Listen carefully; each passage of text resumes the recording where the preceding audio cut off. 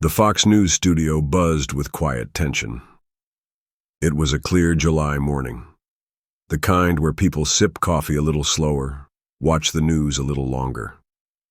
Steve Doocy was already live, his smile practiced, his tone smooth. Across from him sat Congresswoman Jasmine Crockett, composed, calm, wearing a dark blue blazer that made her eyes seem even more focused than usual. She had agreed to the interview to talk about civil rights reform and recent judicial decisions. But beneath the stage lights, something felt off. Steve leaned in.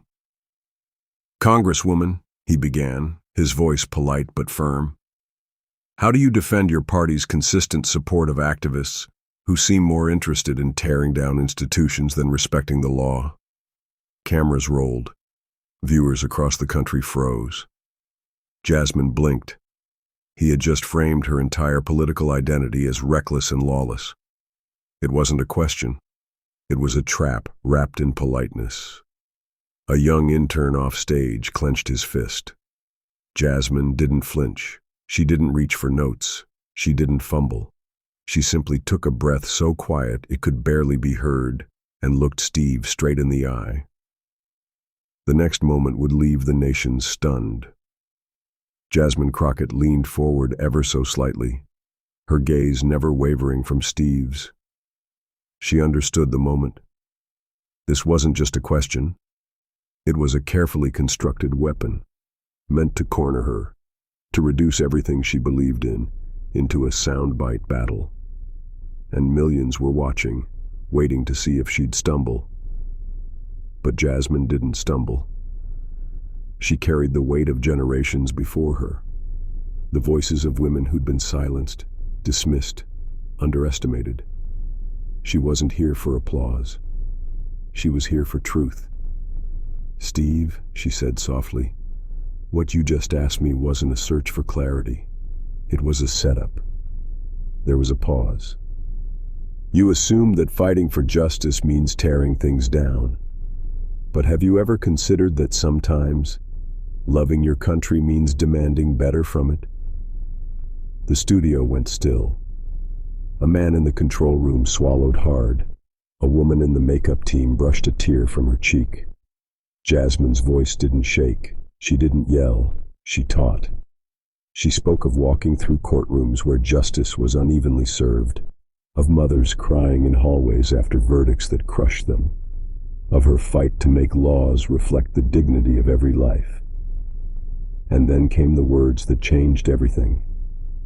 Jasmine looked past Steve, not with defiance, but with depth. Her voice lowered, almost like she was talking directly to one person in a quiet kitchen, not a national audience. Then she said it. "One day, history will ask not what we destroyed, but what we dared to rebuild." It landed like thunder in a quiet church. The sentence rolled through the studio like a wave. No yelling, no theatrics, just truth, laid bare. Steve Doocy blinked, thrown off. The silence stretched, uncomfortable and electric. Producers hesitated to cut to commercial. The live audience on social media exploded. Some typed in all caps. Others simply wrote, "Goosebumps." And somewhere in a small town in Ohio, a retired teacher turned up the volume and whispered, "That's how you answer." Jasmine didn't gloat. She didn't smile. She just sat in the stillness she created, letting the words echo longer than any applause. Steve tried to pivot, fumbling slightly, but something had shifted. Jasmine had taken the narrative and rewritten it in real time. And as the interview continued, viewers weren't just watching a politician. They were watching a woman carve out truth from beneath the weight of assumption. And it was only the beginning. As the cameras kept rolling, Jasmine's voice didn't just speak to the present. It carried echoes of the past. She thought about her father, a quiet man who wore work boots long after his retirement, who told her when she was 10, "Baby girl, when the world tries to twist your truth, don't yell, just straighten it." She remembered watching him get pulled over, not once but 3 times in 1 week, just driving home from his job. She remembered how he never raised his voice. He'd come home, kiss her forehead, and say, "Still proud to be from here, but we got work to do." That morning, sitting in a bright studio surrounded by cold cameras and silent producers, she carried that lesson. So, when Steve Doocy tried again, this time with a question about respecting judicial authority, Jasmine didn't blink. She nodded, then spoke. "With all due respect, Steve, respecting the law means questioning it when it fails the people it's supposed to serve." Somewhere backstage, a camera tech dropped his pen. She didn't just challenge the question, she lifted it into something honest, something real, and the internet had already started to notice. While the broadcast continued, tension quietly rippled through Washington. In an office on Capitol Hill, a young staffer watching the interview turned to her boss. "She's doing it. She's changing the tone." Lawmakers paused meetings, phones buzzed. On Twitter, Jasmine Crockett trended within minutes. Some cheered, others scrambled. But in the studio, Jasmine wasn't thinking about any of that. She was remembering the mother who pulled her aside outside a courthouse years ago. The woman's teenage son had been sentenced to 15 years for stealing food. Through tears, the mother had whispered, "Just tell them he's not a monster. He was just hungry." That memory burned in her chest now. Steve, trying to regain control, shifted tactics.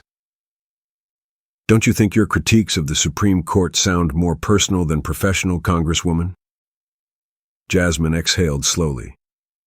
"I speak personally because I live what your headlines only skim," she said.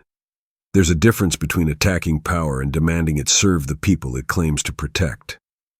The air thickened, the line between news and history blurred, and somewhere in a quiet living room, a grandmother reached for the remote, nodded once and whispered, "That girl's telling the truth." Later that afternoon, things took a sharp turn. The clip of Jasmine's interview had gone viral. Millions of views, thousands of shares. But not everyone clapped. That evening, in a rare move, Supreme Court Justice Amy Coney Barrett made a televised appearance at a legal summit in D.C. What was supposed to be a calm discussion about precedent quickly shifted when a moderator brought up Congresswoman Crockett's remarks. Barrett's tone was measured, but her words cut deep. "While I respect differing views," she said, "there's a growing trend of elected officials using emotion to undermine judicial independence. That concerns me." The room clapped lightly, but across the country, people felt a different kind of thunder. Jasmine saw the clip minutes later in her office. She sat in silence. Emotion? She thought about the families who cried in the pews of her church after their sons were denied appeals. She thought about standing at funerals with mothers who still held unopened college letters in their hands. She wasn't trying to undermine justice, she was trying to give it a heartbeat.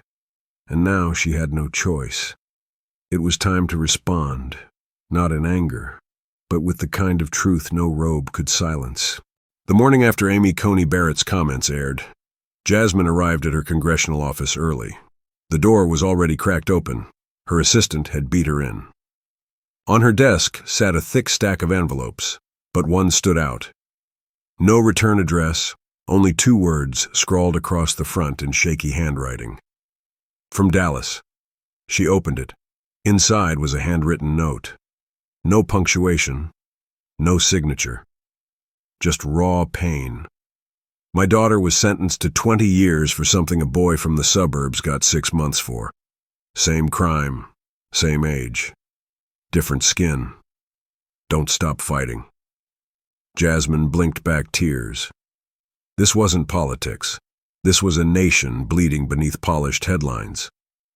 She tucked the letter into her binder, her hands shaking slightly. Then she turned to her calendar. A legal hearing had just been added, a public panel on judicial fairness, and the surprise. Judge Amy Coney Barrett would be speaking. Suddenly everything shifted. Jasmine wasn't going to that panel just to listen. She was going to speak, not for herself, but for a mother in Dallas, for every child who was sentenced by silence, and for a justice system that forgot how to see. The panel was held inside a towering D.C. courthouse. Marble floors, cold air, no cameras, only eyes, and silence. Judge Amy Coney Barrett stood at the podium, delivering a measured, meticulous defense of legal neutrality. Her voice was calm, her posture unshaken. To many in the room, it sounded reasonable, professional. But Jasmine didn't hear reason. She heard distance. When Barrett finished, the moderator opened the floor. Only one hand went up. "Congresswoman Jasmine Crockett," he announced. Heads turned. Jasmine rose slowly. Her heels echoed across the courtroom like a drumbeat. She didn't carry notes, only that folded letter from Dallas, now worn at the edges. She stood at the microphone. Her voice didn't rise. It deepened. "I respect the law, Justice Barrett," she began. "But I don't respect when the law forgets the faces it's meant to protect." She held up the letter. "This is from a mother whose daughter was erased by a courtroom that never looked her in the eye." Silence. "You say emotion threatens objectivity. I say detachment threatens humanity." Barrett blinked, stone-faced. There was no applause, just a room full of breathless stillness. And in that stillness, truth sat heavier than any gavel ever dropped. The moderator shifted nervously. The silence stretched too long. Jasmine continued, her voice a whisper now, not because it lacked power, but because it demanded listening. "Justice Barrett," she said softly, "you spoke of neutrality, but when the ground tilts beneath some children and not others, standing still is not neutral. It's silent consent." A gasp echoed from the back. One law clerk quietly slid her notebook under the bench, hands trembling. Jasmine's hands stayed steady. "I'm not here to accuse," she said. "I'm here to remind." She paused, then unfolded the letter fully, revealing a small picture tucked inside, a girl in a graduation gown smiling wide. 17 years old. Jasmine gently placed it on the table between them. "She never got to go to college," Jasmine said. "She went straight from a courtroom to a concrete cell." Barrett looked at the photo. For just a second, her jaw tightened. Jasmine leaned closer. "And if that doesn't move us, if her story doesn't matter here, then maybe the problem isn't how loudly I speak, but how quietly justice listens." She stepped back. No one moved. No one dared. And history had just been handed a new sentence. The hearing ended without applause. Jasmine walked out alone, the photo still tucked inside her binder. The sun had dipped low over the Capitol dome, casting long shadows across the marble steps. She stepped into her black sedan and closed the door slowly. Her driver, Michael, glanced in the rearview mirror and didn't say a word. He'd driven her for years. He knew this wasn't the moment for small talk. The silence in the car was heavy. She looked out the window, watching families walk by, children skipping, laughter echoing faintly, so far from the courtroom, so far from the mother in Dallas. "I didn't come here to change the law," she whispered aloud. "I came to remind it who it's supposed to protect." Michael nodded once, eyes still on the road. Her phone buzzed, not with political texts or party responses, but a single message from a name she hadn't seen in months. It was from the mother of the girl in the letter. 5 words. "Thank you for seeing her." Jasmine stared at the screen, tears forming. That night, she didn't write a speech. She just sat at her kitchen table, staring at that photo, and remembering what justice should feel like. 2 days later, Jasmine returned to Texas for a local town hall in South Dallas. It wasn't televised, no media, just folding chairs, a leaky ceiling fan, and community faces she knew by heart. Halfway through the QA, a woman in a faded floral dress stood up. Her voice was soft, trembling. My grandson, he's 12, loves math, wants to be a teacher. But he came home last week. He told me he's afraid to wear his hoodie outside. The room went still. No one said a word. The woman continued, I just want to know, what do I tell him when the world sees him as a threat before it sees him as a boy? Jasmine's throat tightened. She thought of her own childhood, of walking home with her backpack strapped tight, practicing what to say if she was stopped. She remembered her mother crying behind closed doors, not because Jasmine did anything wrong, but because she feared the world would treat her like she did. Jasmine stepped off the stage. She walked to the woman, knelt beside her, and said, voice cracking, You tell him he is worthy. You tell him he is seen. And the room broke open with tears. Late one evening, a sealed envelope arrived at Jasmine's office. It had no return address, but the official seal on the back said enough. It was from the Chambers of Justice Amy Coney Barrett. Her staff hesitated, unsure whether to open it. Jasmine took it gently from their hands, then walked into her office and locked the door behind her. She opened the envelope slowly. Inside was a letter, handwritten, short, and careful. Congresswoman Crockett, your words were heard. I do not write this as agreement or disagreement, but as recognition. I saw the face in that photograph. I saw something I needed to see. Not all change is immediate, but sometimes it begins with discomfort. Thank you for the discomfort. ACB Jasmine read it twice. It wasn't an apology. It wasn't a shift in policy. But it was something. Recognition. A pause. A crack in the marble. She folded the letter gently and placed it in the same binder that held the mother's note and the daughter's photo. Then she whispered into the stillness, Let's keep going. And she did. Not for credit, but for every child still waiting to be seen. Back in her district, Jasmine walked the streets of South Dallas like she always had. Not for cameras, not for photo ops, but because the people there kept her grounded. On a corner by 12th and Elm, she stopped when she heard someone call out, Congresswoman! It was Mr. Bell, a retired janitor, now nearly blind, sitting on a bench with his cane across his lap.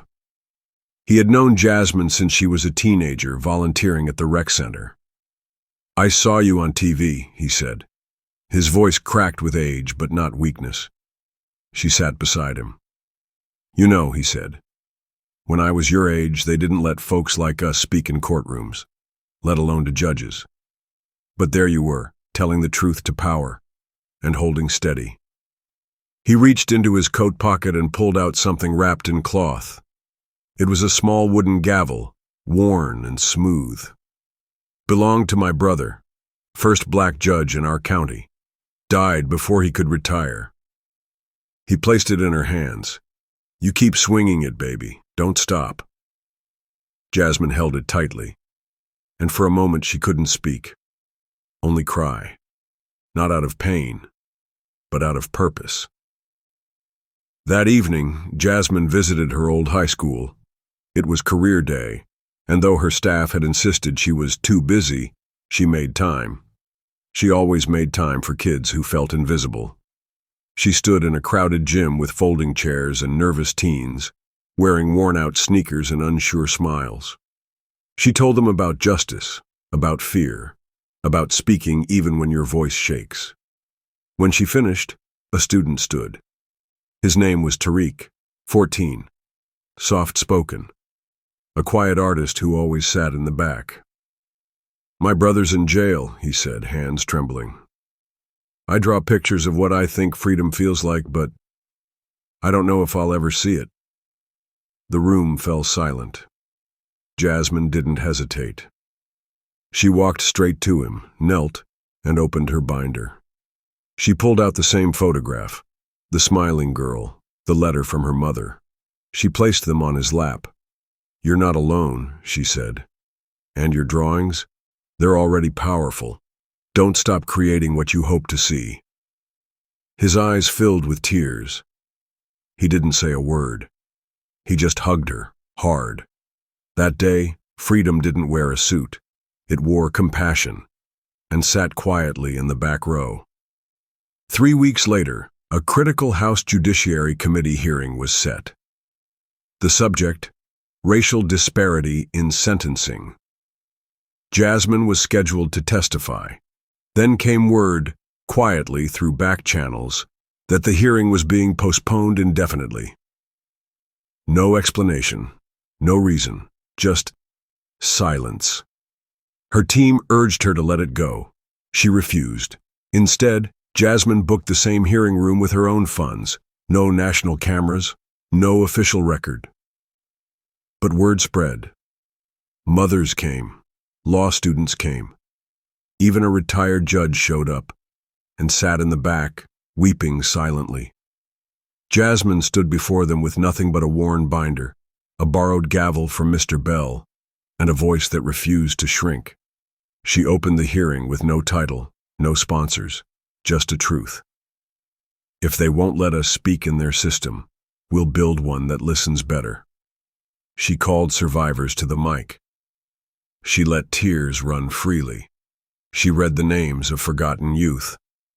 By the time she finished, the hearing room was full, standing room only.